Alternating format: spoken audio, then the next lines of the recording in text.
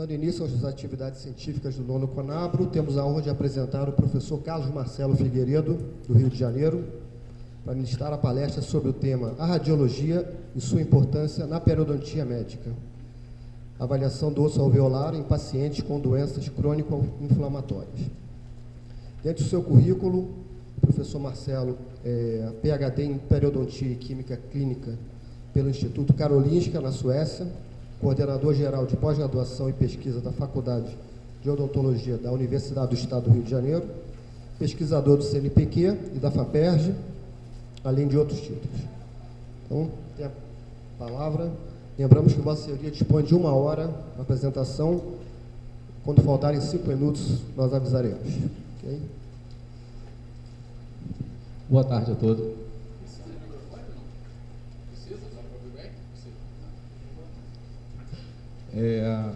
Eu queria agradecer ao Congresso, ao Alexandre em particular, pelo convite. Eu confesso que eu vim para falar para 2, 3 pessoas, não esperava a sala lotada. Eu acho que vocês viram que pela minha formação eu sou periodontista.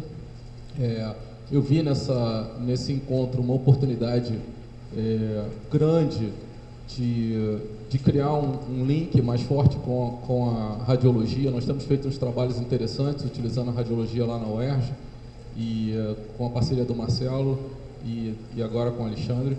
Ontem a gente teve um encontro interessante com o professor, qual é o nome dele, Alexandre? Eu esqueço. Oi?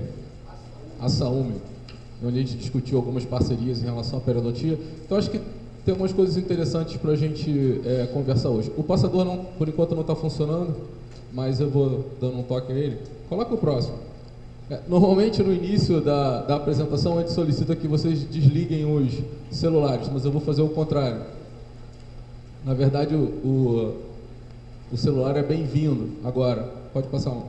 Se vocês acessarem o nosso site, que é o periomedica.com, se quem quiser utilizar o smartphone, pode passar, vai abrir essa página e pode passar, clicando aqui em cima, pode passar, você vai entrar na aula. Então, vocês podem acompanhar os slides da aula se quiserem, ou então depois em casa, a hora que vocês quiserem, vai ficar disponível para vocês. Pode passar?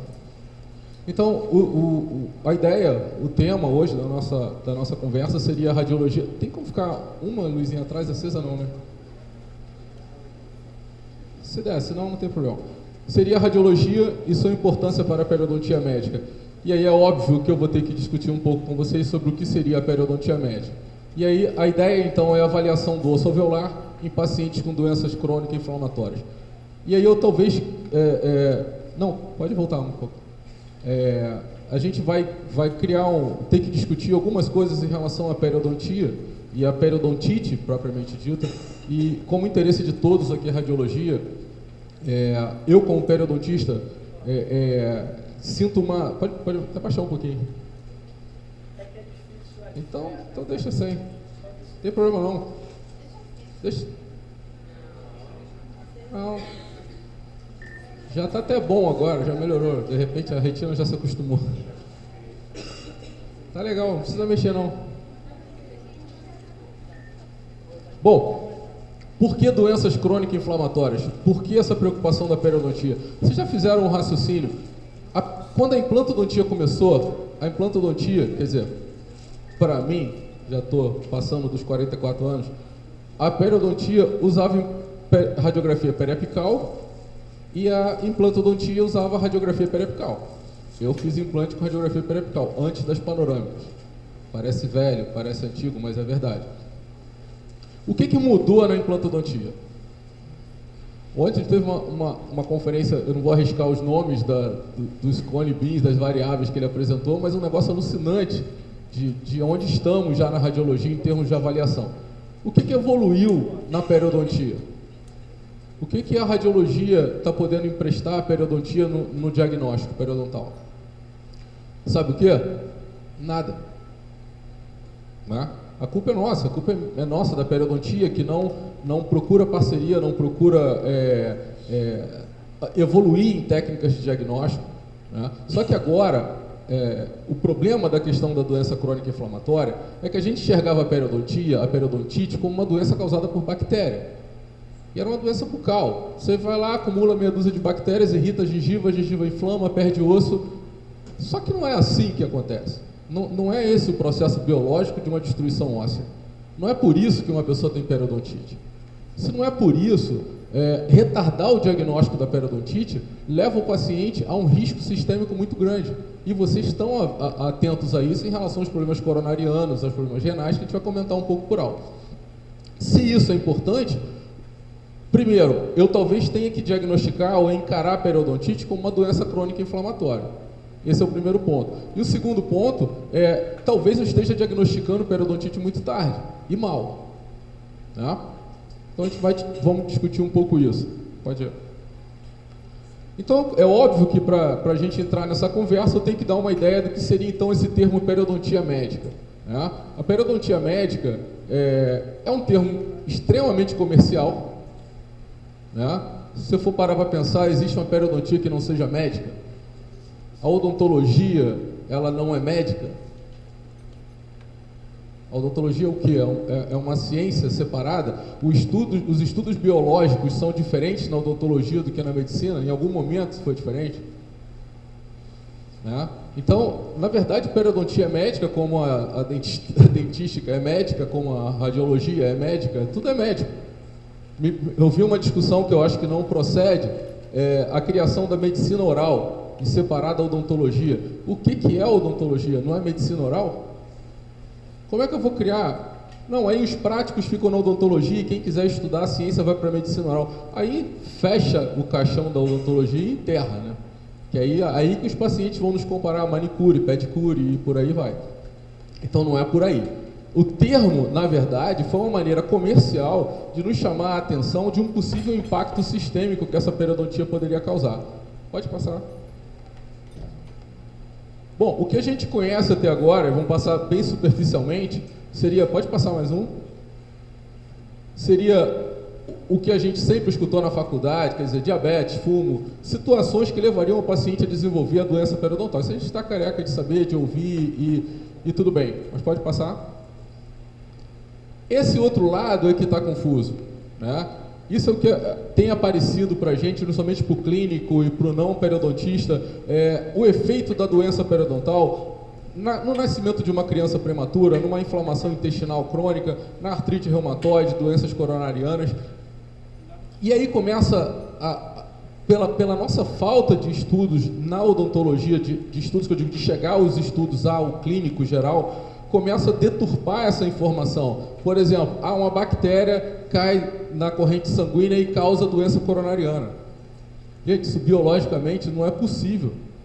Essa bactéria vai ser neutralizada, destruída, morta, e vai gerar uma série de reações.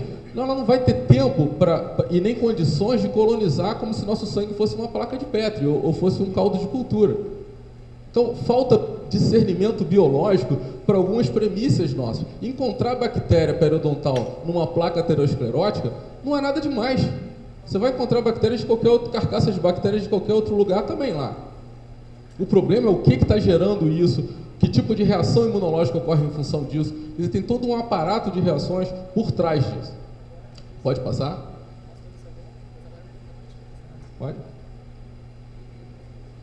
E aí vem um outro problema, que principalmente acho que quem faz diagnóstico, trabalha com diagnóstico, tem que resolver isso. Gente, não dá mais para usar o termo doença periodontal em laudo, diagnóstico, seja lá o que for, porque doença periodontal varia desde uma pericoronarite até uma periodontite agressiva generalizada. Né? Então, doença periodontal é qualquer alteração que aconteça no periodonto. A primeira grande divisão que você tem que fazer, pode passar? É complicado não poder passar. Passa mais duas. 1, 2, 3. Aí, pronto. A primeira divisão que a gente tem que fazer é: o teu tecido está inflamado, sem dano ao suporte, ele está inflamado com agente agressor e dano ao suporte, ou ele está com dano ao suporte sem visualização de quantidade de agente agressor ou de reações clínicas inflamatórias. Pode passar? Essa seria a primeira divisão básica que você faria em qualquer diagnóstico ou qualquer análise, que seria a gengivite e a periodontite, e aí subdividindo periodontite agressiva e periodontite crônica. Não é o local, não é o momento de se discutir patogenia disso, mas hoje em dia nós colocamos praticamente essas duas no mesmo saco. Para com essa ideia de que esse aqui tem que usar antibiótico, esse aqui não, esse aqui, porque patogenicamente as duas são muito parecidas. Microbiologicamente as duas são muito parecidas. Aquela história do AA ficou na década de 80. Aquela história de porfiromonas gengivales causando periodontite ficou na década de 90. Sabe? As coisas evoluíram, e eu não vou discutir patogenia aqui, mas não tem mais essa relação de causa e efeito entre bactérias e a periodontite.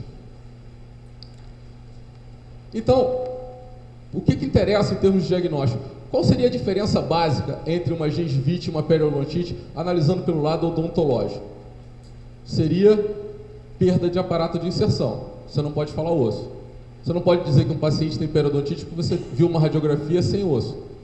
Por quê? Porque a periodontite é gerada pela migração apical do epitélio juncional. E ninguém vê migração apical de epitélio juncional em radiografia. Né? Então, o que você vê é uma imagem sugestiva da perda óssea que, ao exame clínico, pode se confirmar a presença da periodontite. Porque se imagina uma situação hipotética, se você diagnostica uma perda óssea radiográfica, ao sondar o paciente não tiver ocorrido migração apical do epitélio, quer dizer, você sonda, o epitélio está na JCE, a profundidade está em 2 milímetros, não tem retração, esse paciente não pode ser classificado como periodontite, apesar da imagem radiográfica mostrar uma perda óssea. Por definição, seria a periodontite. Agora, se você já parou para pensar isso pelo lado médico, por que isso aqui inflama e não perde suporte, osso, ligamento, e isso aqui inflama e destrói tudo para dentro? Tentaram fazer a gente acreditar que era uma bactéria que tem aqui, mas desde quando bactéria destrói tecido? Pouquíssimas bactérias são bacteriófagos que realmente destroem e não são periodontais, com certeza. Né? Então, eu acreditava muito, mas aí teve uma infecção bacteriana. Quem já ouviu falar em epidemia de periodontite? Quem pegou periodontite de alguém alguma vez? Né? Então, quer dizer, a gente acreditava numa coisa, mas biologicamente a nossa crendice não se embasava em situações biológicas. Pode passar. Aí, para mim, na minha formação, era periodontista bom, limpa isso aqui. Né? Pode passar um. Se você olhar, sim, é claro que isso aqui é ilustrativo, é só para ilustrar a conversa, não necessariamente é o caso, não tem nem a imagem radiográfica, mas se você imaginar que isso aqui é o tecido conjuntivo e osso, aquela quantidade absurda de biofilme, placa, como você queira chamar, qual é a diferença entre placa e biofilme? Todo biofilme é uma placa, mas nem toda placa é um biofilme. O biofilme é quando a estrutura da formação da placa é uma estrutura organizada. Então você pode usar o mesmo termo, é placa ou é biofilme. Agora, pode ser que tenha um acúmulo de placa num cano de água que não tenha uma estrutura organizada, então não seria um biofilme. É só essa a diferença. Então é um caso onde tem uma quantidade muito grande de agente agressor, uma inflamação absurda, mas um dano ósseo restrito. Pode passar. Se eu pegar esse caso, a situação já é o contrário. Eu tenho pouca, se eu for comparar com o anterior, a quantidade de agente agressor é menor. Né? E o dano causado é maior. Pode passar? E se eu for para esse caso, pior ainda. Né? Porque ele tem a coloração normal da gengiva, né? Um controle de placa muito bom, eu diria até melhor do que o meu. Como é que eu vou falar para esse cara escovar o dente, usar fio dental? Quer dizer, pode passar a radiografia. Olha o dano ósseo que esse paciente tem. Já vem frequentando o dentista há muito tempo, mas chegou nesse nível. O que está acontecendo no diagnóstico da perda óssea, então? O que está havendo? Né? Para a gente chegar e pegar os casos tão avançados, mesmo o paciente tendo passado frequentemente na mão de cirurgiões dentistas. Uma pergunta muito comum do paciente hoje doutor, eu tive isso esse mês? Não, por quê? Porque eu venho tratando um tempão lá no doutor, ele me mandou para cá agora e Ele não viu isso antes, não tinha nada, tem tanta perda óssea agora, ele não tinha nada antes, eu perdi tudo no mês. Não, você perdeu uns 5, 6, 10 anos isso todo. Quer dizer, a falta de diagnóstico, de avaliação da perda óssea é um problema. E também culpar isso à colonização bacteriana também não rola mais, né? O dano, o estrago que isso aqui está fazendo numa quantidade de infecção tão baixa não condiz com uma infecção ou uma ação específica de alguma bactéria. Pode passar?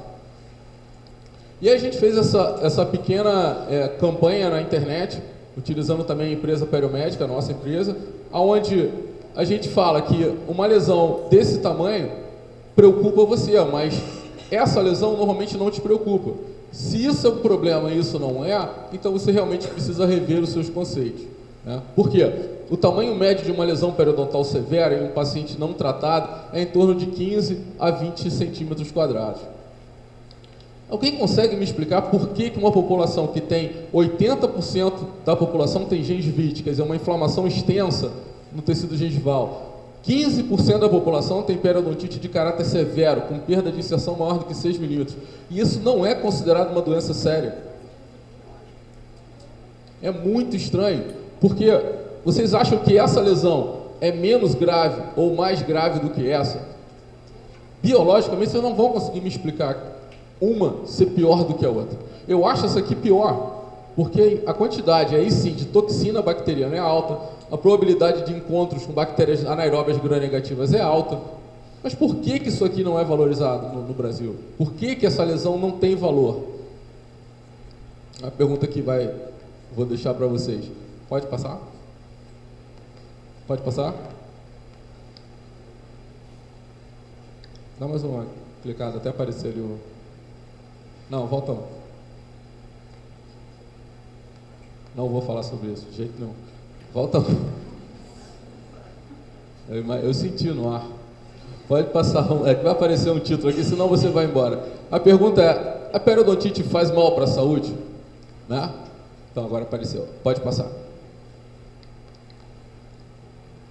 Pode ir. Aí. Né? Obviamente, nem eu conseguiria explicar isso para vocês nessa tarde.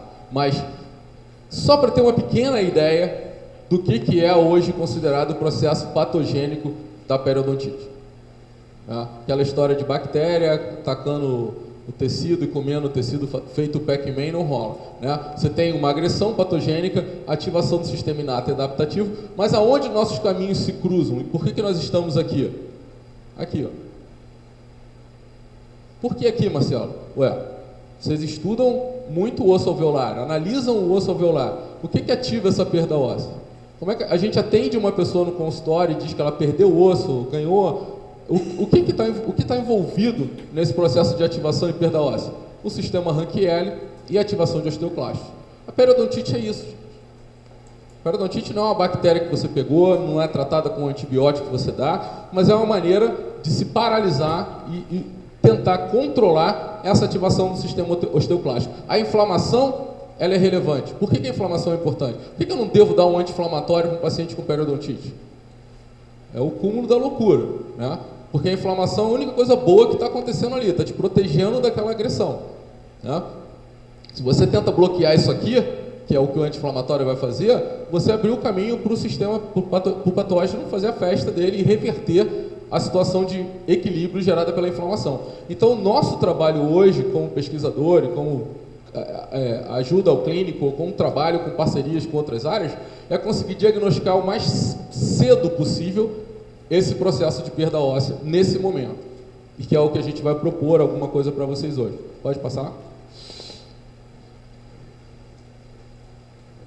Eu queria que vocês assistissem esse pequeno filme que ilustra como a gente enxerga a periodontite hoje e por que ela faz mal para a saúde, né? Aqui é o acúmulo bacteriano, seguido pela formação do biofilme e a calcificação dele, e o que eu falei, a migração apical do epitélio juncional, seguida pela reabsorção óssea.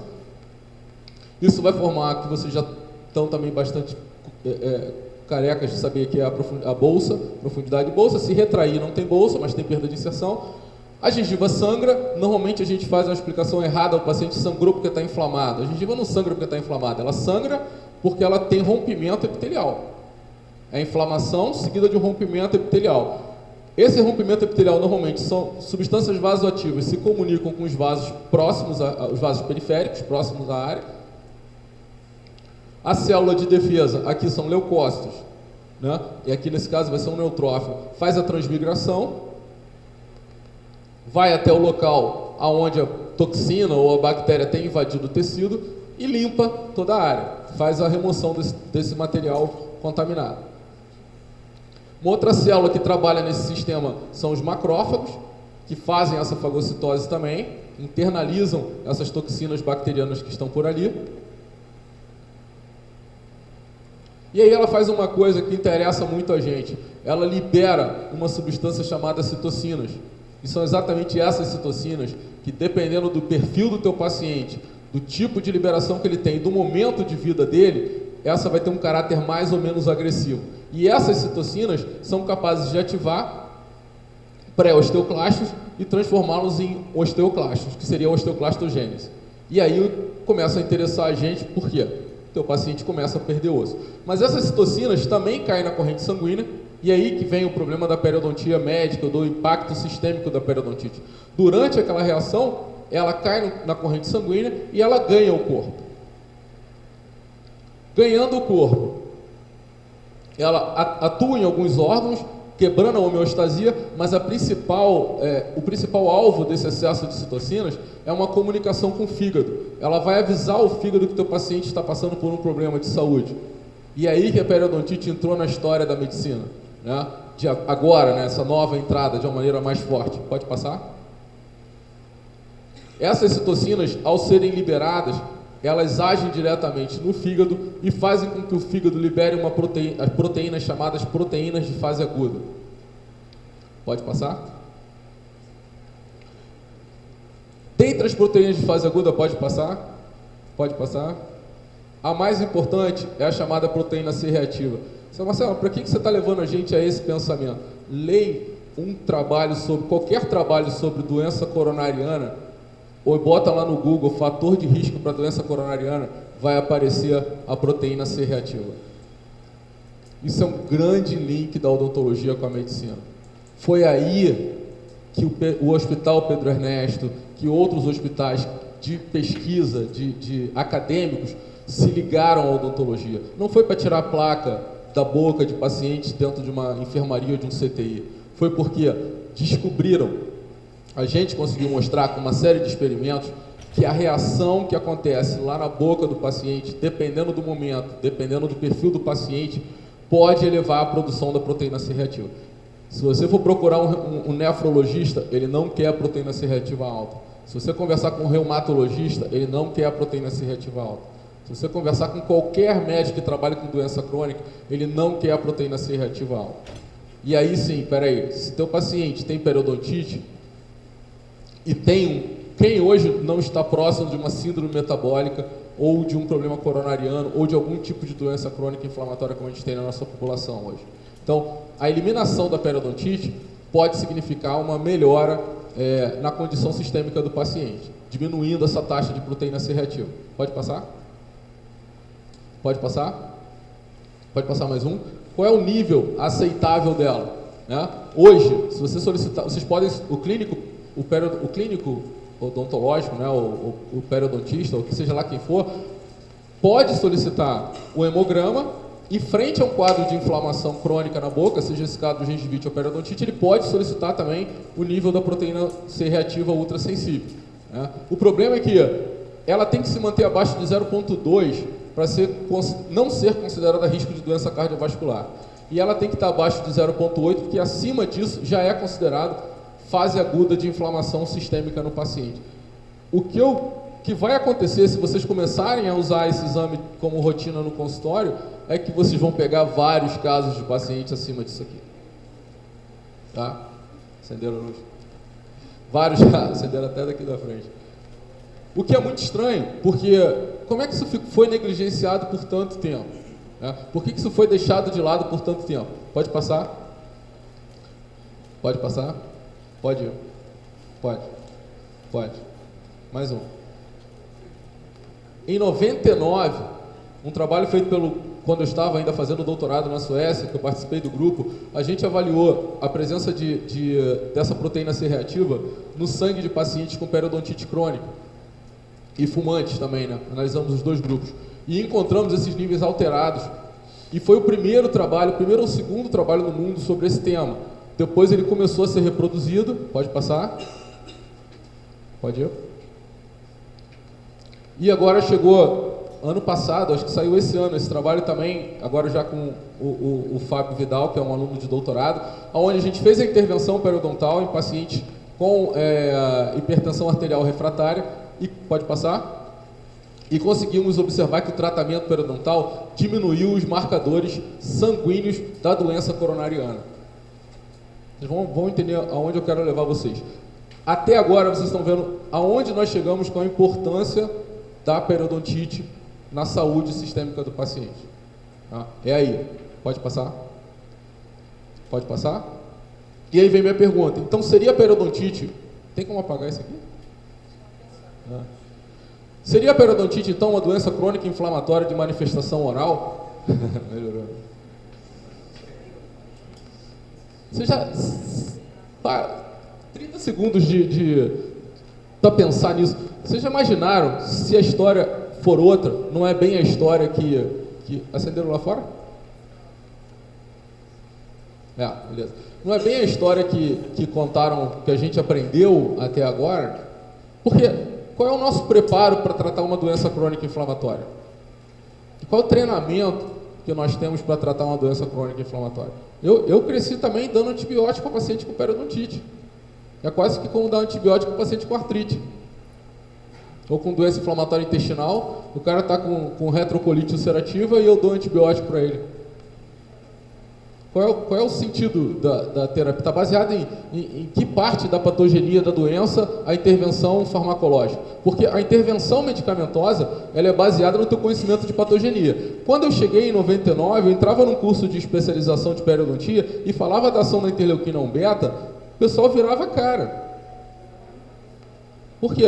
Não, eu vim aqui para aprender a raspar, para aprender a operar. Eu não vim aqui para falar sobre interleuquina 1 beta. Bom, se a interleuquina 1 beta é o principal ativador da destruição óssea, como é que você vinha culpando a bactéria? O que a odontologia não entende é que a falta de conhecimento científico nos iguala aos técnicos. Isso é ponto, acabou. Reproduzir técnica não nos torna profissionais de nível superior. Então, ignorar conhecimento científico é ignorar o crescimento da odontologia. E nós estamos aonde estamos por culpa nossa, pura e exclusivamente nossa, porque a gente torce a cara quando se estuda alguma coisa mais a fundo da nossa área. E aí, por que a medicina não respeita a gente? Se eu chego para o médico e falar, eu tenho uma infecção bucal aqui que, esse negócio dessa periodontite é uma infecção, qual bactéria? Cara, tem algumas aí. Algumas, cara. Então você dá um antibiótico contra o quê? Porfiromônio gingivalis, você faz uma cultura e vê, não, mas tem 700, mas, gente, não dá. Não dá. A maior vergonha que eu passo quando eu converso com um reumatologista, por exemplo, Marcelo, vamos tratar os pacientes com artrite. Marcelo Faria passou por isso também. Tá bom, vamos tratar. Me diz o seguinte, me diz quais são os seus pacientes que estão em atividade de doença. Como é que é, Flávio? Eu quero saber quais são os pacientes com periodontite que estão em atividade. Eu não posso botar meus pacientes com artrite tudo no mesmo saco. Tem uns que estão em quiescência, tem uns que estão em atividade. Qual é a atividade de doença periodontal? Não sei. E não digam que sabe, porque você não sabe também não. E qualquer professor que vier aqui na frente falar que sabe, está mentindo. Aquela história de estar dando aula para você, não, esse paciente está em atividade, ele está com sangramento. Sangramento e aí que eu falei, volta lá no Rank-L. O que sangramento tem a ver com a ativação do sistema Rank-L e produção de osteoclastogênese e destruição óssea? Nada. Então 30 a 40% dos casos de sangramento se revertem em algum tipo de perda óssea. O máximo que você está vendo é que ele está inflamado. Agora, a atividade de doença você não está vendo. Pode passar? E é óbvio que se a periodontite faz esse mal todo, eu tenho que discutir diagnóstico avançado. É aí que nossos caminhos se cruzam. É aí que gera a minha revolta de ver a implantodontia com todo o mérito, evoluir a um diagnóstico tão avançado e a periodontia continuar usando o exame radiográfico periapical para analisar, e se vocês fizerem radiografia digital, ainda vão reclamar que está caro, se vocês colocarem alguma coisa, vão dizer que está ficando caro o exame, né? Isso é culpa, como eu estou chamando a responsabilidade para a gente mesmo, para nós da área de periodontia. Qual seria a importância do diagnóstico avançado? Pode passar. A periodontia é famosa como um enxuga-gelo, né? Para que eu vou mandar para o periodontista se ele vai perder aquilo ali mesmo? E aí aconteceu, e aí eu não sou nenhum visionário, mas já vou deixar o recado aqui, esperem a explosão da periimplantite. Já passou de 50% dos implantes colocados no mundo. É a sujeira da odontologia debaixo do tapete. Você pergunta a qualquer implantodontista, eu não tenho periimplantite. Então, assim, nós temos todas as exceções do mundo no Brasil, ou não se está analisando propriamente se realmente está tendo perda óssea ou não nesses casos. Porque a conta hoje epidemiológica é de 90%. Por quê? Vamos tirar os dentes. Então, com comprometimento periodontal, tira o dente e bota o implante. Acabou a periodontite. Acabou, mas desde quando a periodontite dependia do dente? Ela dependia do dente ou dependia de uma superfície dura para começar algum tipo de agressão, para desenvolver o processo inflamatório e ele entrar no processo de destruição óssea? O que a odontologia descobriu a duras penas é que o dente não fazia nenhuma diferença, né? E o pior, trata uma periodontite, me dá 50 casos de periodontite avançada para eu acompanhar no consultório. Não me mande 2 casos de periimplantite. Você sabe qual é o protocolo aceito mundialmente hoje pela Academia Americana e Academia Europeia de tratamento de periimplantite? Cirúrgico. Abre uma área que perdeu o osso, o que vai acontecer?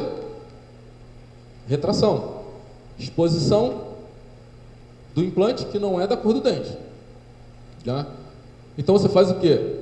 Empurra com a barriga, finge que não tem, deixa isso para lá. E aí eu pergunto, a patogenicidade complexa que vocês viram, essa reação sistêmica que a periodontite pode causar, aconteceria na periimplantite também?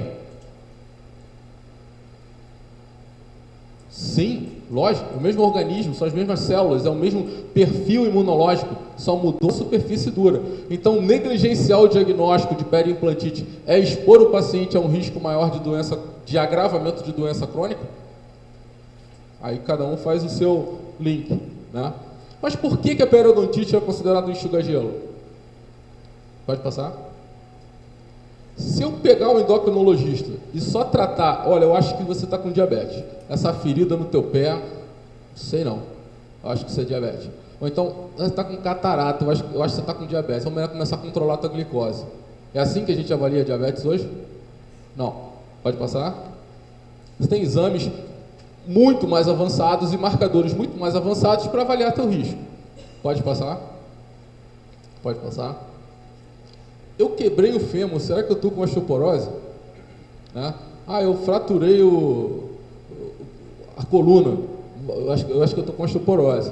Pode passar? Não, né? Você tem análise de densitometria óssea, você tem fatores de risco, idade, aonde você busca o diagnóstico que é extremamente precoce do caso. Pode passar? Eu infartei, agora eu posso cuidar da minha doença coronariana, porque eu tive um infarto, agora já descobri que eu tenho um problema coronariano e eu vou tratar. É assim que a gente faz? Não. Pode passar?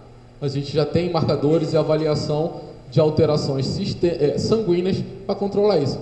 Agora vai. Pode passar? Por que eu tenho que tratar isso? Por que eu tenho que resolver isso aqui? Qual é a diferença disso aqui da fratura de colo de fêmur? Qual é a diferença disso aqui daquela ferida enorme no pé do diabético? É claro que o periodontista vai ser um enxuga-gelo, como o cardiologista vai ser um enxuga-gelo, o endocrinologista vai ser um enxuga-gelo. O clínico encaminha o caso com mobilidade. O que é mobilidade, gente? Mobilidade, só tem 2 tipos de mobilidade. Ou teve espessamento de ligamento, vocês sabem muito bem, avaliam com os exames, ou então não tem mais osso para segurar o dente, ele está mexendo. Como é que você reverte a mobilidade com endogain? Não existe nenhum produto no mercado de ganho ósseo vertical. Isso é importante chegar no clínico geral. Pode ser qualquer propaganda da Straumann, de qualquer fornecedor aí. Nenhum material mostra ganho ósseo vertical. Isso quer dizer o quê? Perdeu, já era. E aí que entra a radiologia. E aí que a radiologia e a pério vão ter que trabalhar muito mais forte agora na UERJ, em função de algumas coisas que eu vou mostrar. Porque eu já desisti, eu fiz minha tese de mestrado em regeneração tecidual guiada, em 1900 e vovô criança. Vou ficar falando em datas aqui, que eu já falei que estou com 44, agora foi quando fiz o mestrado, tá bravo.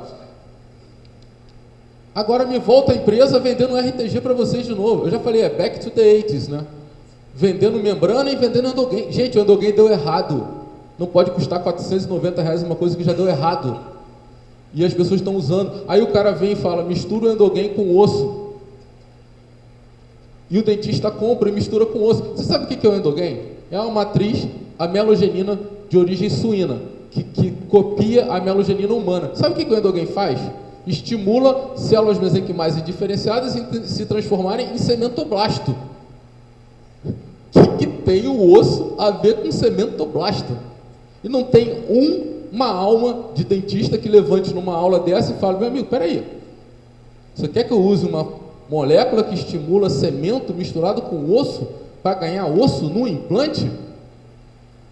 Que acreditem, vendem endogain para implante. Me mostra onde está o cemento do implante, que eu nunca vi, né? Por que disso, gente? Por que isso acontece? Porque nós não temos massa crítica, a gente não questiona, a gente às vezes vai numa conferência, o cara está falando a maior asneira, alguém levanta a mão, o que é? Ah, dá para repetir que eu não consegui anotar? Não dá, cara. Ou a gente evolui na odontologia, ou a odontologia vai engolir a gente. Pode passar. Olha o estado ósseo. Olha o grau de destruição que esse paciente tem. O que eu faço nele? Reponho, tiro tudo e boto implante. Foi uma decisão linda no início de 2005, 2000 e sei lá o que. E agora? A lesão voltou a progredir, porque eu não parei patogenicamente o que estava gerando aquilo ali. Pode passar? Mas se eu começasse a trabalhar o que para o dentista não é nada, né? Mas começasse a trabalhar com densidade e altura óssea. Pode passar mais um? Se eu começasse a utilizar as imagens para analisar a perda óssea que ocorre da JCE à crista óssea, se eu começasse a fazer medições que desse uma ideia tanto de altura quanto de densidade óssea, qual seria a probabilidade de eu reverter esses quadros ou manter o paciente com saúde por mais tempo? É esse caso anterior ou esse caso aqui? Então, está tudo errado. Não é o paciente com 70, 60 anos que tem que ir ao periodontista, ele tem que ir com 30, com 25, né? Foi a época que ele começou a perder essa ideia de tratar mais velho, é como se a gente tivesse 30 anos atrasados na medicina. Você não vai procurar, cada vez o diagnóstico é mais cedo, câncer de mama, câncer de próstata, tudo é mais cedo. Na odontologia não, você cria assim um mito de quem reabilita, mas desmerece quem faz um trabalho de medições. Se vocês tentarem, quem tem centro radiológico, trabalha com radiologia, tentar colocar um sistema desse, infelizmente eu vou falar, ninguém vai pedir.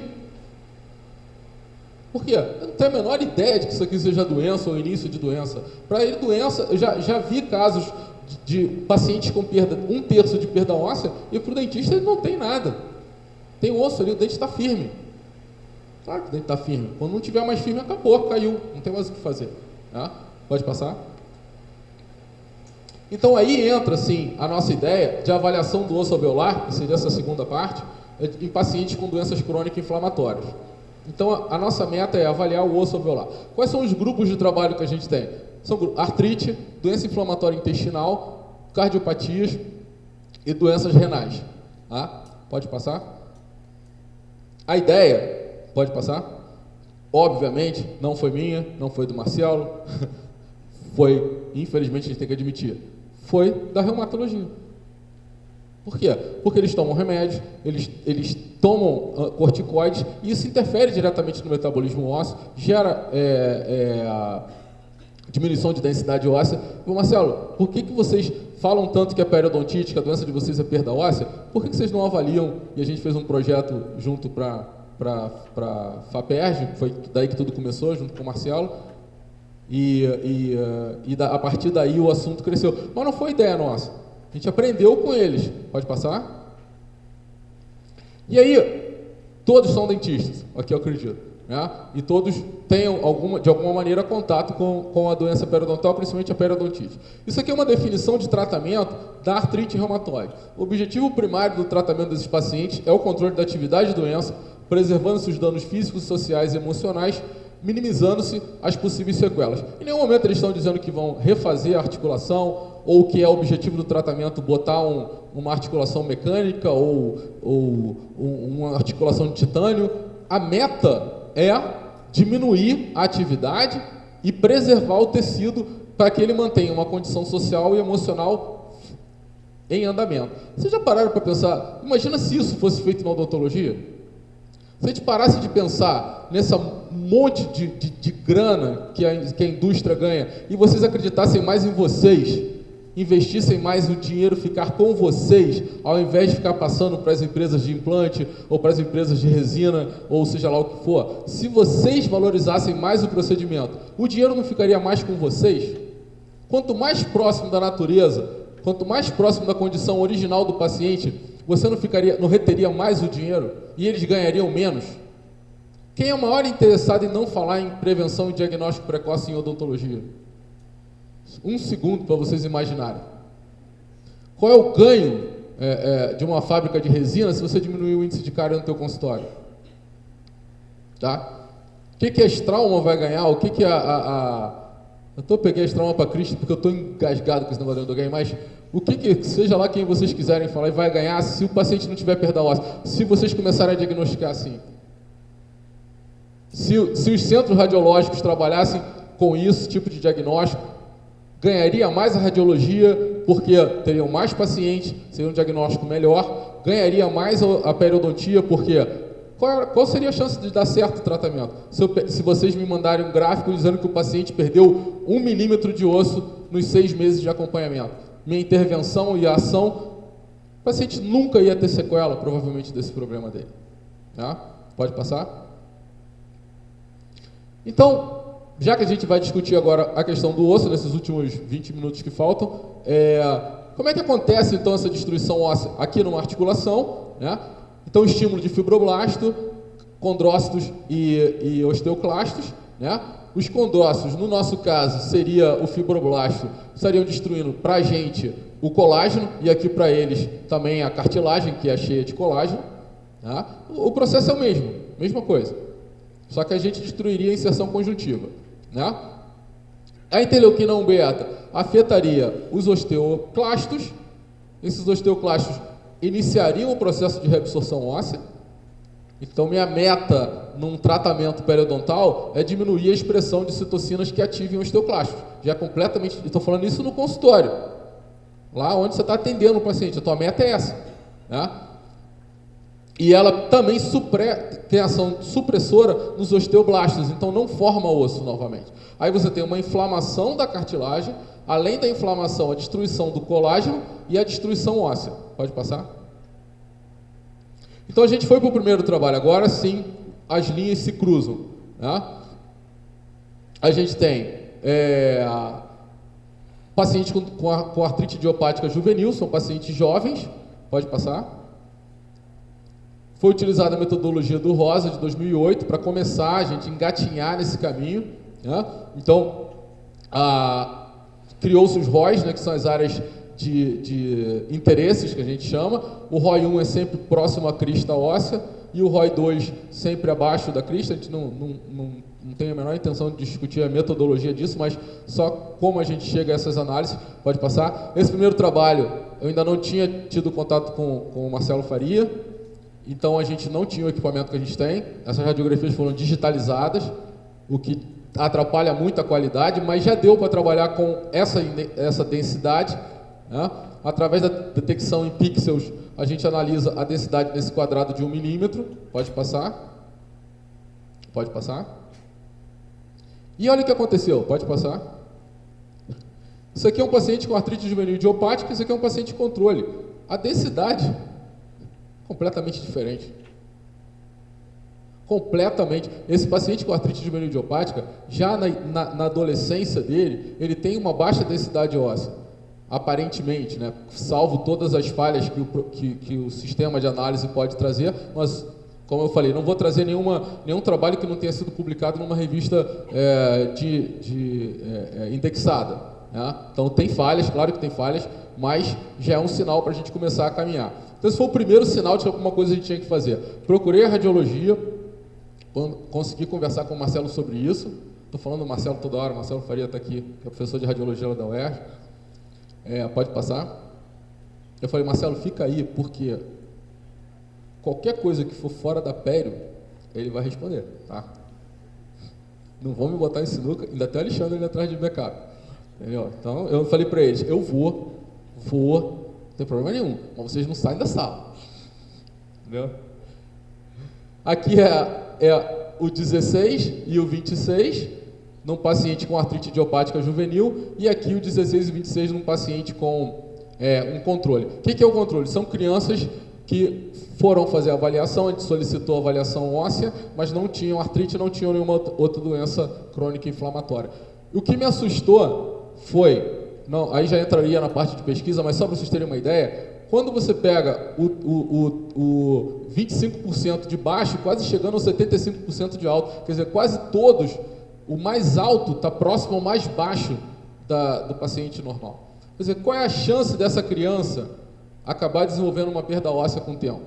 Já tem um monte de problemas, já tem vários problemas da artrite, ainda tem um problema bucal com periodontite. O que acontece? Como lá, o interessante desse acompanhamento lá no hospital é que essas crianças, então, têm que fazer um programa de acompanhamento odontológico. Então, elas estão em acompanhamento, tem 1 ano, 2 anos de acompanhamento deles.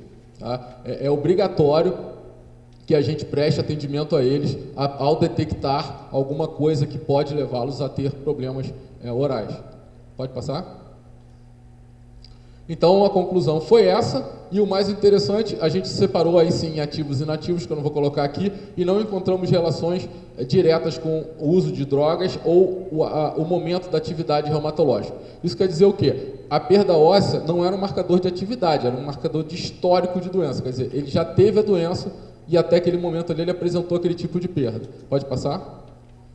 E aonde nós chegamos então na evolução dessa metodologia? Isso está engatinhando, principalmente para quem é da área de radiologia. Eu peguei todas essas radiografias, o Marcelo agora está com elas, vamos tentar buscar outras maneiras de analisar isso com muito mais detalhe, e ontem lá com o Alexandre na apresentação, começamos a pensar, né, na possibilidade de analisar tecido mole também, que a gente não está fazendo. Então acho que isso ainda vai dar, o próximo Conabro, acho que a gente talvez tenha informações mais relevantes, que agora eu vou colar nesses dois aí. Pode passar? O que a gente faz lá na UERJ também nesse diagnóstico junto com o radiológico? A gente comprou a Florida Probe, que também é uma coisa interessante. Isso é uma sonda periodontal, custa $4.000. Você fala com um periodontista comprar uma sonda de $4.000, o cara tem um treco. Eu compro não sei quantas Rufrides manuais. Agora, você fala para o implantodontista comprar um motor de R$10.000, o cara, tá com preço bom. Quem está errado? Implantodontista ou periodontista? Para mim, o periodontista. Estão importando agora, tem uma empresa representando no Brasil, acho que não vendeu uma até hoje. Vendeu uma, porque vendeu uma para a gente, mas depois não vendeu mais. Por quê? Não sei. Isso aqui você não anota mais nada na tua vida. Isso é um pedal, as cores indicam o que vai ser marcado, você vai trocando no toque aqui, né? De acordo com quantas vezes você pisa aqui, muda no quadro. Você vai marcando a sondagem, tudo automático, e depois fica um periograma pronto na tela do computador. A margem de erro na sondagem manual é de 2 milímetros. Se você sondar uma bolsa de 4 e uma bolsa de 6, para pesquisa é igual. Entenderam isso? Você não pode dizer que o paciente melhorou se ele saiu de 6 para 4 ou de 4 para 6, porque a chance de erro manual é tão grande que 2 milímetros é considerado erro. Aqui o erro é de 0,2 milímetros. Então aumenta muito a detecção de início de doença. Pode passar? Então é basicamente montada assim, a gente vai trocando as pontas na hora do atendimento. Pode passar? Para facilitar a radiografia a manutenção da mesma área radiográfica e a área da sondagem é utilizado essas marcações, pode passar. Isso é um exemplo, não é um caso nosso, é só uma foto de internet, mas é basicamente isso. Ela dá um apito na hora que ela encontra resistência, você define por que ela é tão... Você define quantos newtons de força ela vai usar, ela usa 0,2, se eu não me engano, que é o ideal para você não romper o epitélio durante a sondagem. Pode passar?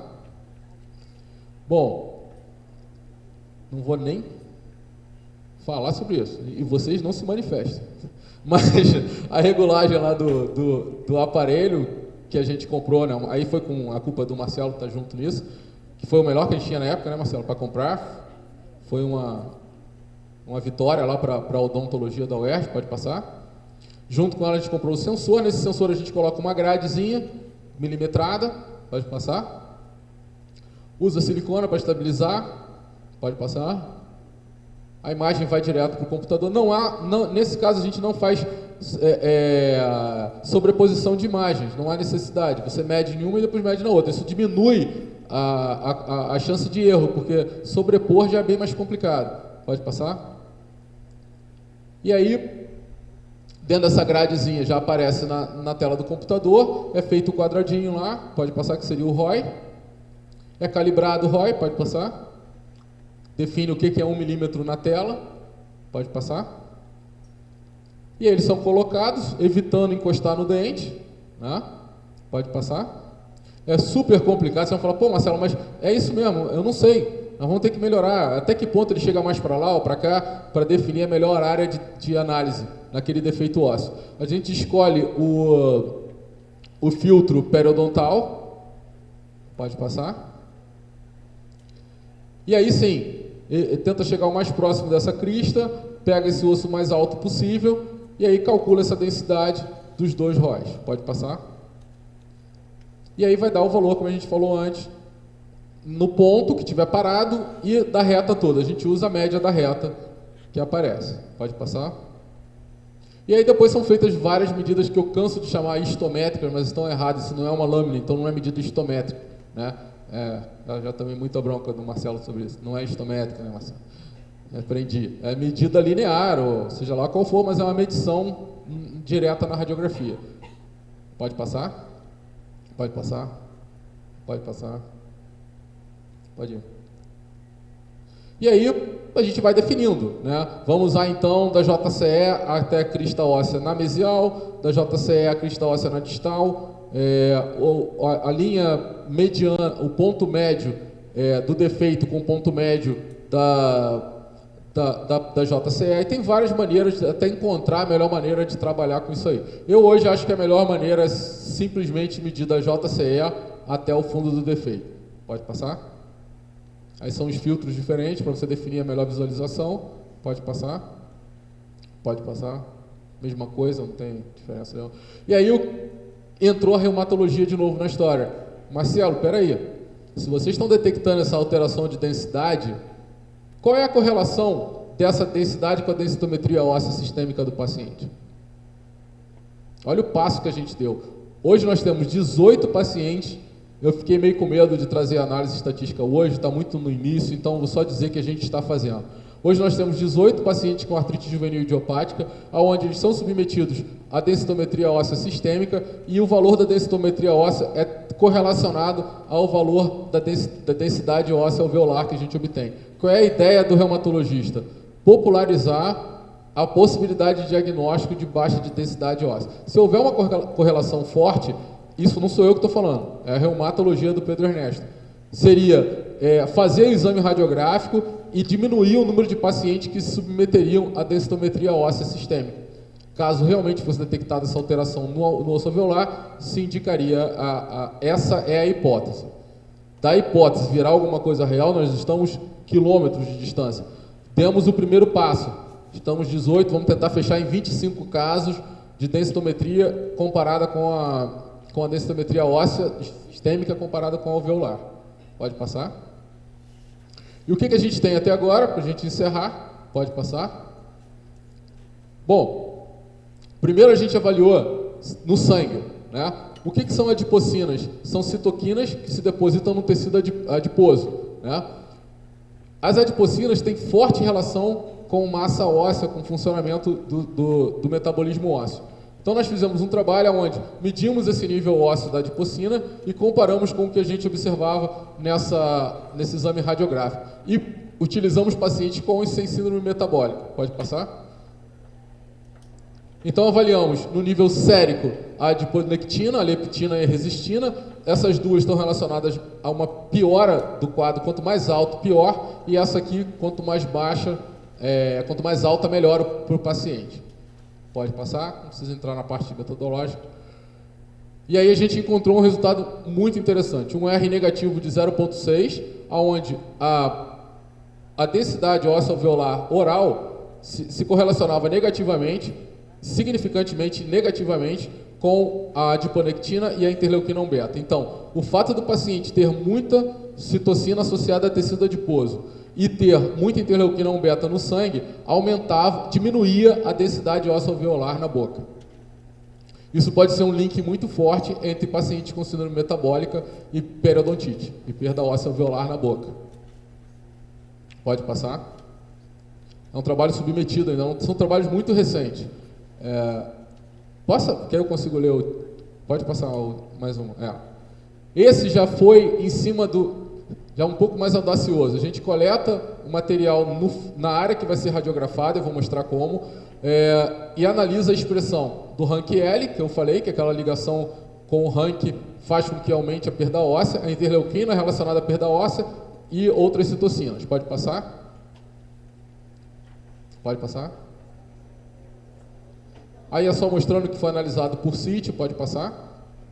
E aí, qual é a outra metodologia que a gente usa? A gente coleta fluido gengival, como essa bomba de aspiração, pode passar? Isso é jogado, pode passar? Retira-se o fluido daí dessa área, pode passar? É jogado com Eppendorf, pode passar? Agora tenho medo de ficar andando com esse Eppendorf, porque comecei a perceber que essa é a tal da cápsula que eles carregam cocaína, né? Mas não era para cocaína, isso era para pesquisa. Só que descobriram que é uma boa maneira de carregar cocaína. Então, é feita as amostras, pode passar.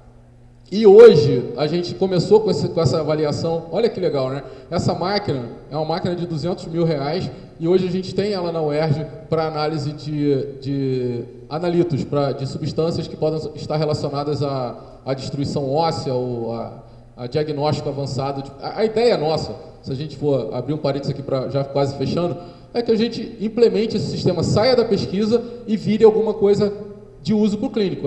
A nossa ideia é que vocês possam um dia mandar material para a gente na UERJ e a gente mandar um diagnóstico precoce da doença do teu paciente. Não é ficar preso só à pesquisa. E o fato de utilizarmos esse sistema radiográfico e agora utilizarmos essa máquina de análise de analitos melhorou muito isso, aumentou a chance disso acontecer. Pode passar?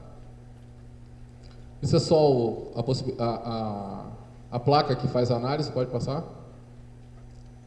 Esse é o laboratório sueco, que até 2 anos atrás a gente tinha que mandar tudo para a Suécia para fazer. Hoje a gente tem a independência na UERJ para fazer isso. A gente não depende mais do laboratório sueco para fazer a análise. Pode passar? E é o que a gente analisa. Nesse caso, a gente analisou a osteoprotegerina, o RANQ-L, substâncias relacionadas à atividade óssea. Pode passar? Pode passar? E aí vem o primeiro... vou ficar contando só a vitória, vamos contar a derrota. O RANQ-L baixou, está mais alto no paciente com periodontite, o que justificaria mais perda óssea nele, está correto, bate com o que a ciência fala, pode passar. A interleuquina muito mais alta no sítio com periodontite, também bate, pode passar. O OPG também mais alto no paciente com periodontite. Todos os marcadores de perda óssea estavam corretos, pode passar. Pode ir. Pode ir. Então, vamos contar a primeira vitória. Conseguimos mostrar que os sítios inflamados com perda de inserção apresentavam esses biomarcadores mais altos. Então, eu já teria como ter um laboratório que mandasse esse resultado para o cirurgião dentista e falasse, olha só, esses biomarcadores estão altos, teu paciente está em atividade de doença. Gente, RANQ-L alto, interleuquina 1 beta alta, é a glicose alta no sangue do paciente diabético. É a mesma coisa. Tá? Faz esse link na cabeça de vocês. Isso aí não é viagem. Isso é É o que vocês gostariam de ter. Sabe o que vocês querem no consultório? Uma caixinha com uma tirinha de papel, pequenininha, que você vai sentar o paciente lá, vai tirar essa tirinha de papel e vai botar. Deu azul, tá tranquilo. Deu vermelho, tá em atividade de doença. É isso que vocês querem. E é isso que a gente está fazendo. Porque essas reações são enzimáticas. A reação enzimática você consegue levar para o consultório de vocês. Vocês conseguem comprar o kit ou conseguem comprar o material e fazer o teste. Não é ligação não, é que acabou o horário. A gente está encerrando, já está no penúltimo slide. Pode passar? A derrota. Eu não consegui encontrar uma relação entre a altura óssea e a desmineralização com esses biomarcadores. Isso foi frustrante porque eu esperava encontrar. Pode passar? Pode passar? Investimos no tratamento também, para ver o impacto do tratamento nesse nível ósseo. Pode passar? Pode passar? Nesse caso, tratamento periodontal não cirúrgico, e hoje, que a gente não tem a menor chance de discutir isso hoje, mas uma das terapias mais implementadas por nós lá no tratamento na UERJ é a suplementação com ômega 3 dos pacientes para melhorar a resposta inflamatória. Pode passar? A perda óssea nesses pacientes, pode passar? Pode ir? Pode ir, ele vai agarrar um pouco, pode mudar de slide. Vai. 4 meses de acompanhamento. E é a mesma coisa, pode passar, melhora a clínica, pode passar, o paciente melhora clinicamente, pode passar, mas na hora de analisar o ROI eu não vejo diferença nenhuma. Então, eu ainda não cheguei a um ponto de detecção sensível suficiente para usar isso como rotina. Pode passar? Pode passar? Mesma coisa, baixei os níveis dos biomarcadores, pode ir? Pode ir? Consigo baixar todos os biomarcadores, pode passar? Todos eles baixos, pode ir. Então, eu consigo, utilizando a raspagem subgengival e uma suplementação, baixar todos os marcadores de atividade óssea, mas eu ainda tenho dificuldade de encontrar uma melhora ou uma maneira de analisar melhor essa densidade óssea alveolar. Pode passar? E o último trabalho que fecha a apresentação, pode ir. Ele é mais longo e aí nós conseguimos um pequeno resultado positivo. Pode passar? Pode ir. Pode ir? Pode. Foram 180 dias de avaliação. Pode ir. A raspagem, a perda óssea bem avançada em alguns casos. Pode ir. Pode passar? Pode ir, que agora vai marcar ali. Eu tive uma melhora clínica, que é o que eu tenho que ver. Quando eu fui analisar o ROI, eu tive um ganho pequeno, e eu não sei se isso é significante, mas eu começo a ganhar mais densidade depois de 180 dias de avaliação. Pode passar? Vai se repetir isso vai se repetir em todos os avaliação de defeito ósseo horizontal, multiradicular. Eu vou ter um pequeno ganho de densidade após 180 dias de avaliação. Aí já gerou uma pequena esperança, né? Eu não ia fechar com a derrota, né? Tem que fechar com uma vitória de 1-0. Pode passar? Pode ir. Não tem diferença entre defeito ósseo vertical e horizontal em relação ao número do ROI. Pode ir. Volta só um, que é a conclusão final. Houve sim um aumento bem discreto dessa densidade óssea, né? E associado a uma redução ou uma melhora do quadro clínico do paciente. Pode passar? Então, acho que o que a gente conclui hoje da apresentação é que, apesar de promissores, ser bem pé no chão, né, se torna necessária uma maior interação entre a periodontia e a radiologia para que possamos melhorar o diagnóstico e o prognóstico periodontal. A gente está super aberto a ideias, a novos planejamentos, mas demos o primeiro passo de incluir a radiologia num diagnóstico mais avançado da perda óssea alveolar. Pode ir? Obrigado, Toto.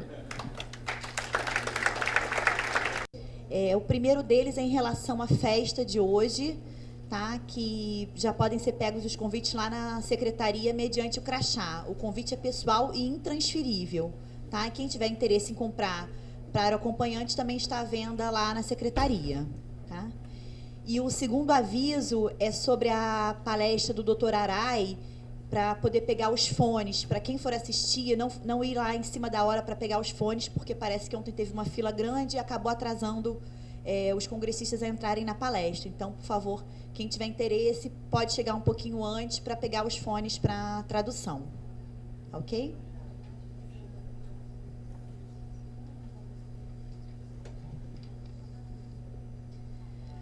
Dando prosseguimento às atividades científicas do 9º Conabro 2013, temos a honra de apresentar como um novo talento o acadêmico Frederico Sampaio Neves, da Unicamp, que vai apresentar a palestra sobre o tema Diagnóstico fundamentado na otimização de imagens com sustentabilidade.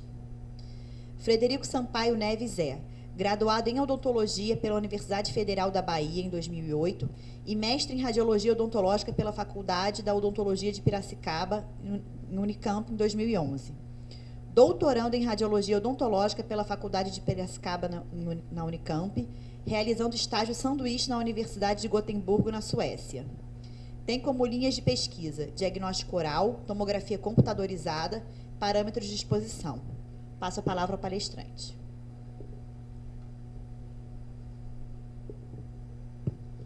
Boa tarde a todos. Inicialmente, queria agradecer, é um prazer estar aqui. Queria agradecer à Abro, ao Conabro, pela realização do evento. E é uma satisfação muito grande estar aqui hoje representando a minha instituição, a Universidade Estadual de Campinas. Bom, minha história na odontologia começou na Faculdade de Odontologia da Universidade Federal da Bahia, onde eu fiz a minha graduação. E logo depois eu já ingressei na pós-graduação, na Faculdade de Odontologia de Piracicaba, da Universidade Estadual de Campinas, no curso de Radiologia Odontológica, que é conceito CAPS número 5, que é um conceito considerado muito bom.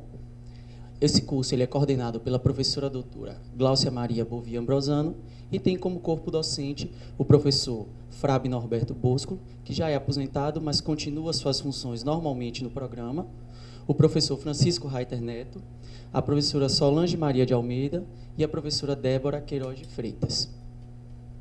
Como a radiologia é um campo que está relacionado com os demais campos da odontologia, o curso ele convida alguns professores da Unicamp e de outras áreas para orientar os pós-graduandos, realizando pesquisas com radiologia e áreas correlatas, como a bioquímica, a odontologia social, farmacologia, bioestatística, materiais dentários, cirurgia bucomaxilofacial, anatomia e histologia.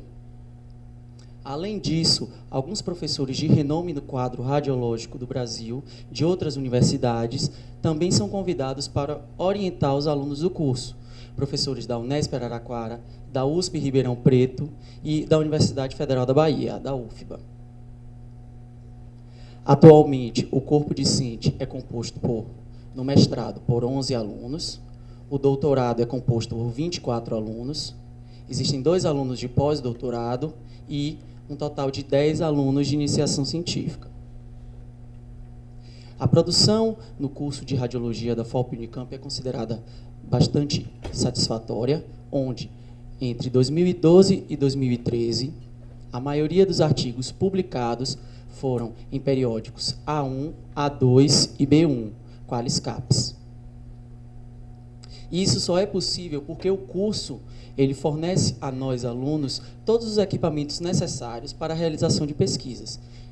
Equipamentos para a realização de radiografias intraorais, equipamento panorâmico convencional para a realização de radiografias extrabucais, um tomógrafo linear, que também realiza técnicas extrabucais, um aparelho panorâmico digital, um tomógrafo computadorizado de feixe cônico, que também realiza radiografias panorâmicas e telerradiografias, alguns sistemas digitais do tipo placa de fósforo, fotoativada, e alguns sistemas digitais do tipo CCD. E a aquisição mais recente foi o microtomógrafo para pequenas espécimes, o SkyScan 1174, que realiza microtomografia. Tanto no meu mestrado como no meu doutorado, eu fui orientado pelo professor Dr. Paulo Sérgio Flores Campos, onde no meu mestrado eu tive a possibilidade de trabalhar com tomografia multidetector. Já no doutorado, eu trabalhei com a tomografia de feixe cônico. E eu tive a possibilidade de realizar um doutorado sanduíche na Universidade de Gotemburgo, na Suécia, onde eu fui orientado pelas professoras Annika Ekstub e Sarah Loftak Hansen. Atualmente, os professores eles têm estimulado cada vez mais os alunos a realizarem o doutorado sanduíche. E, atualmente, 4 alunos já finalizaram o doutorado sanduíche e 2 encontram-se em andamento. A procura dos alunos também tem aumentado cada vez mais. Os alunos têm bastante interesse no doutorado sanduíche.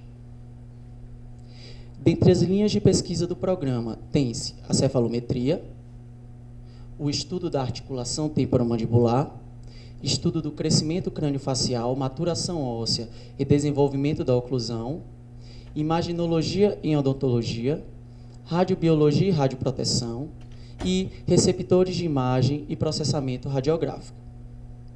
Dentre as linhas de pesquisa que eu me enquadro, é a imaginologia em odontologia, onde eu estudo a influência dos parâmetros de exposição e dos artefatos no diagnóstico de fratura radicular e mensurações ósseas para implantes dentários. Dentre as atividades docentes e profissionais, eu já atuei como radiologista, mas atualmente estou apenas no meio acadêmico, dando aula em 2 cursos de especialização, ambos localizados em Salvador. O tema proposto para o quadro Novos Talentos desse ano é intitulado Diagnóstico Fundamentado na Otimização de Imagens com Sustentabilidade. E o que seria otimizar? Otimizar seria tornar algo melhor, aperfeiçoar, ou seja, fazer melhoramentos em determinados objetos ou pessoas. E o que seria a otimização da imagem? Seria a melhora, como é observado nessa imagem, na qualidade da imagem que contribua para o diagnóstico.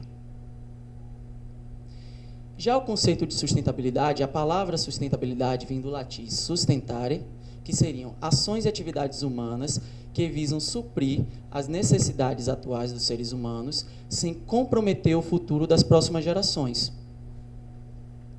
A sustentabilidade ela é pautada em 3 esferas: a esfera econômica, a esfera ambiental e a esfera social, onde, para que haja a sustentabilidade, faz-se necessário a inter-relação entre essas 3 esferas, onde deve-se ser ambiental e socialmente suportável, social e economicamente equitativo e ambiental e economicamente viável. Mas então, como a sustentabilidade pode ser transportada, o conceito de sustentabilidade pode ser transportado para a radiologia odontológica? O social, ele corresponde aos pacientes, relacionado ao diagnóstico e à dose de radiação. Já o econômico está relacionado à clínica radiológica, onde vai se observar os fatores custo-benefício e tempo de trabalho. E o ambiental refere-se ao planeta, em relação ao uso dos recursos e ao destino dos resíduos. Então fica a pergunta: como otimizar as imagens radiográficas com sustentabilidade? Faz-se necessário, então, a inter-relação entre essas 3 esferas, social, ambiental e econômico, para que haja essa otimização com sustentabilidade, onde tudo parte a partir do diagnóstico. Então, vai se observar se houve uma melhora ou não no diagnóstico e, a partir daí, avaliar a influência nos demais fatores. E quais são as estratégias na clínica radiológica para que haja sustentabilidade? A primeira está relacionada ao receptor de imagem, que pode ser analógico ou digital, e a segunda aos meios de apresentação da imagem, que pode ser em papel comum, a película radiográfica ou no monitor. Em relação ao receptor de imagem, pode-se observar uma evolução do sistema analógico para o sistema digital.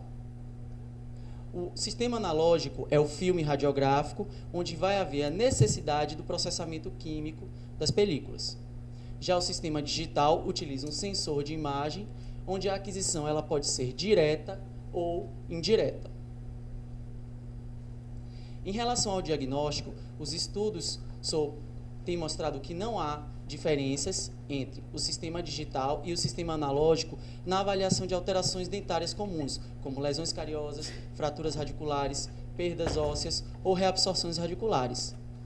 Porém, tem se observado que cada vez mais há uma evolução do sistema digital, dos sistemas digitais.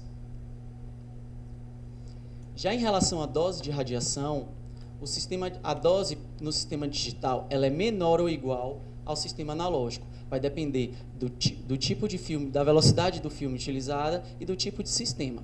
Os sistemas digitais atuais, eles possuem uma dose menor em relação ao sistema analógico. Porém, tem se observado que o estudo de Wenzel e Mostad, em 2001, relatou que, com o sistema digital, há uma maior repetição das radiografias. No estudo dela foi observado que foram repetidas 28% das radiografias, em comparação a 6% do filme.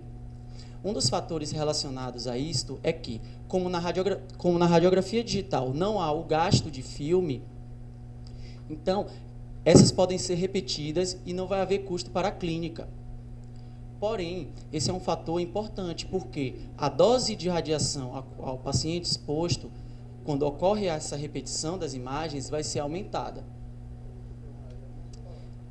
Para tanto, faz-se a necessidade de treinamento e capacitação do pessoal, não só os radiologistas, mas os tecnólogos que realizam esses exames, para que seja reduzido o número de repetições. Em relação ao custo-benefício, para montar uma clínica digital, há um maior custo inicial, porque o aparelho ele possui um maior custo em relação ao aparelho analógico. Porém, o estudo de Wenzel e Mostad, em 2001, observou que os dentistas na Noruega recuperaram seu investimento inicial em 3 anos. No Brasil, ainda não existem estudos relatando quanto tempo os radiologistas brasileiros recuperaram seu investimento após a digitalização da clínica. E isso é gerado, pois, numa clínica digital, não há o gasto com filmes, soluções de processamento, ou não há necessidade de um espaço para câmara escura, não há o processamento químico, então não há necessidade de uma câmara escura. E hoje em dia as clínicas são cada vez menores, a problemática do espaço é cada vez maior. Então, esse é um fator importante a se considerar. O tempo de trabalho, ainda no trabalho de Wenzel, em 2001, observou-se que há uma economia de cerca de 36% com o sistema digital tipo CCD e de 25% com o sistema digital tipo PSP, placa de fósforo, em relação ao filme. Então, os sistemas digitais promovem uma economia de tempo de trabalho em relação ao filme, porque justamente não há necessidade da espera do processamento químico. Em relação ao uso dos recursos naturais, o filme ele possui prata metálica. Então, a não utilização do filme vai levar a uma maior... não vai haver a necessidade de usar a prata mundial. Nesse quadro é observado que a demanda total de prata metálica ela é maior do que a sua produção. Então, vai haver... As reservas de prata vão ser preservadas, reservas de pratas mundiais. Em relação ao destino dos resíduos, tem-se as soluções de processamento, o filme e a lâmina de chumbo. O trabalho de Sá e colaboradores em 2011 mostrou que entrevistaram 120 dentistas da cidade de Aracaju, Sergipe, onde foi observado que a grande maioria dos dentistas escolhem o lixo hospitalar como destino dado ao revelador e que 50% dos dentistas escolhem a rede de esgoto como destino dado ao fixador, que está completamente equivocado, visto que, segundo a portaria 453 do Ministério da Saúde, o revelador deve ser neutralizado antes de ser despejado no esgoto comum, na proporção 1 litro de revelador 10 litros de água e 100 ml de vinagre comum. Já o fixador deve ser encaminhado em sua embalagem original para firmas de recuperação de prata. No mesmo estudo de Sá, foi observado que a grande maioria dos dentistas descartam radiografias insatisfatórias no lixo hospitalar e que aproximadamente metade dos dentistas descartam a lâmina de chumbo em lixo hospitalar ou em lixo comum, o que também está equivocado. Para radiografias insatisfatórias, essas radiografias elas devem ser recicladas para a recuperação da prata metálica, e atualmente no Brasil já existem campanhas que recolhem essas radiografias justamente para a recuperação da prata metálica nos filmes insatisfatórios. Já a lâmina de chumbo deve ser reciclada para a formação de outros produtos também derivados do chumbo. Em relação aos meios de apresentação da imagem, as imagens elas podem ser impressas em papel ou película ou avaliadas no computador. O papel comum ele é composto por celulose, já a película radiográfica ela é composta por polietileno tereftalato, que é o material PET, é o mesmo material da garrafa PET, da garrafa plástica. Já o monitor ele é composto por cristais líquidos, cristais de LCD. Em relação ao diagnóstico, 2 estudos, um publicado em 2004 e o outro publicado em 2011, não observaram diferenças na qualidade da imagem, comparando monitor, película e papel. Já um estudo bastante recente, de 2012, não observou diferenças entre o monitor e as imagens impressas na película radiográfica na avaliação de lesões cariosas. Portanto, para um maior custo-benefício, é importante a avaliação das imagens no monitor, pois a imagem ela já é adquirida instantaneamente, não há necessidade da impressão das radiografias, então gerando assim um melhor custo-benefício. Porém, culturalmente, ainda existe aquela máxima de que o dentista ele gosta de ter em mãos a radiografia, ele gosta das radiografias impressas. E isso vem porque começou desde o sistema analógico, onde as radiografias eram entregues aos pacientes. Porém, cabe a nós, professores, alunos de pós-graduação, estimular cada vez mais os dentistas a avaliarem as imagens no monitor. Hoje em dia, a maioria das pessoas possui um computador, um tablet. As cadeiras odontológicas, hoje em dia, já vêm com monitores. Então, há uma maior facilidade na avaliação das imagens. E, pensando na avaliação das imagens no monitor, uma ideia interessante é a criação do PACS. O PACS é um sistema onde todas as imagens vão ser armazenadas em um computador.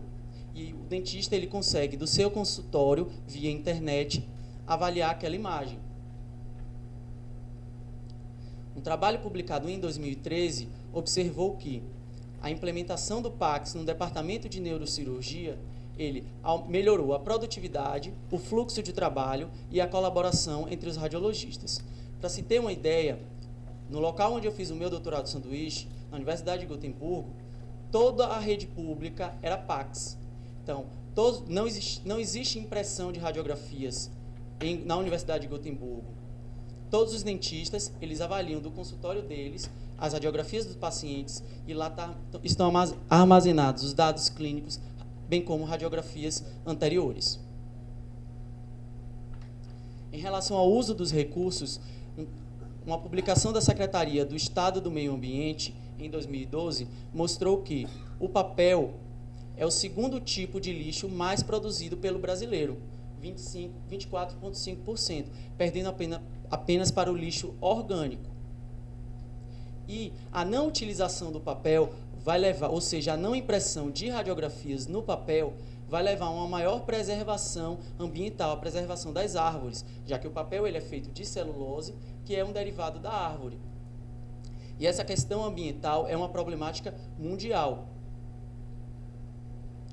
Já em relação à película radiográfica, como o material é PET, essas películas radiográficas elas podem ser recicladas da mesma maneira que as garrafas plásticas são. Porém, com toda a evolução digital que vem acontecendo, com relação aos monitores, aos computadores, uma grande preocupação é em relação ao lixo eletrônico, onde cada vez mais os computadores eles vêm evoluindo, os monitores e os próprios sistemas digitais que são utilizados na clínica radiológica evoluem. Segundo o Greenpeace, em 2013, são produzidos até cerca de 50 milhões de toneladas de resíduos eletrônicos no mundo inteiro. E o que fazer com esse resíduo eletrônico?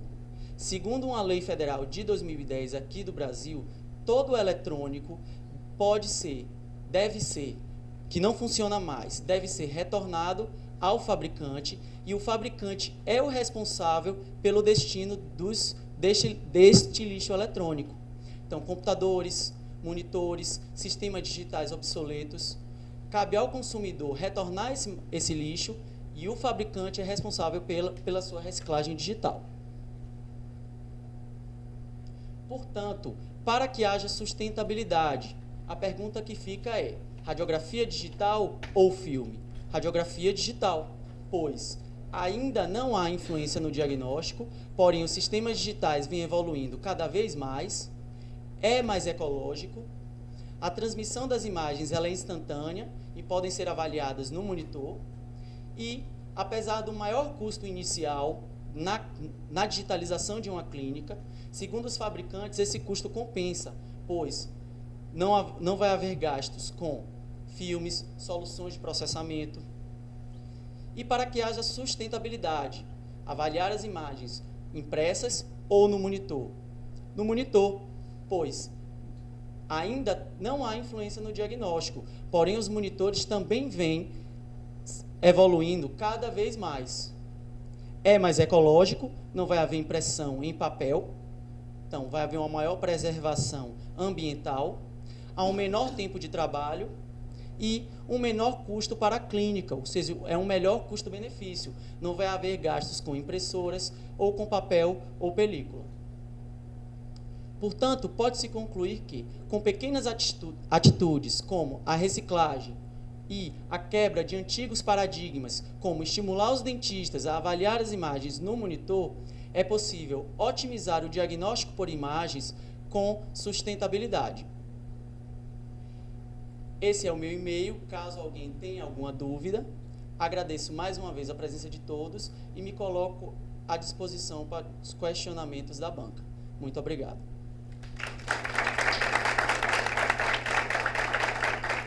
Quando você falou a respeito de que a dose, quando se usa imagem digital, ela aumenta em relação à dose do filme,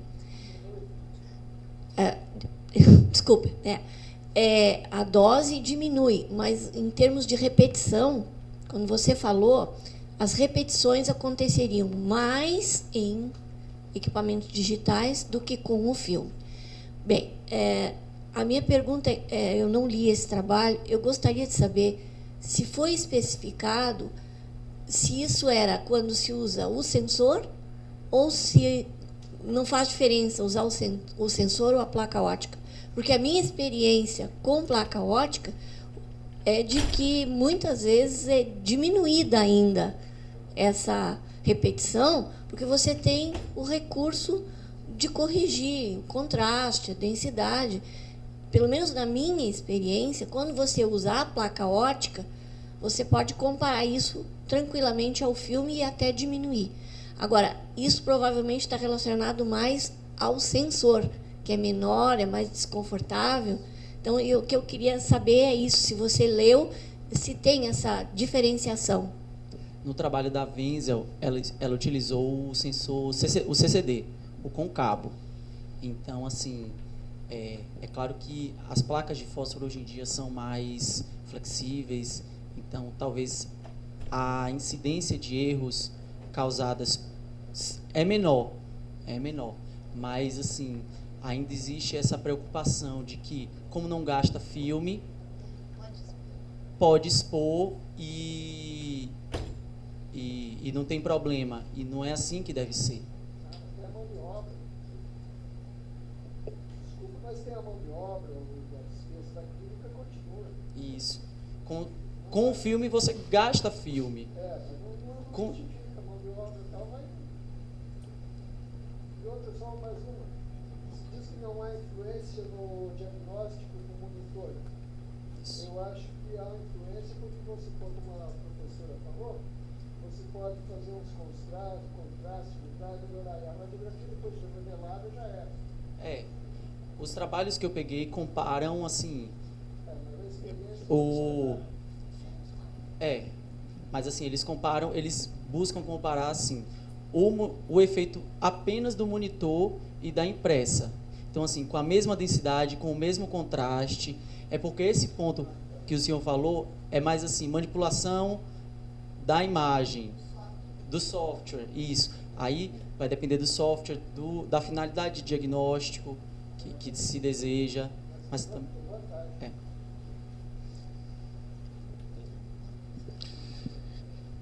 Bom, Frederico, eu também gostaria de parabenizá-lo